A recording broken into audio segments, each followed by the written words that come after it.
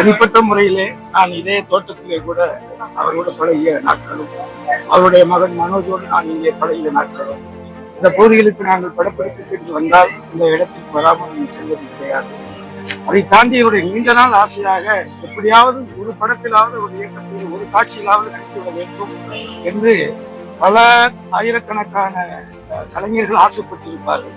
அவர்களில் நானும் ஒருவனாக இந்த 26 ஆண்டு காலங்களில் அவரோடு ஒரு காட்சியிலாவது ஒரு இயக்கத்தை நடித்துவிட வேண்டும் என்று ஆசைப்பட்டவர். ஆனால் அது நடைபெறவில்லை.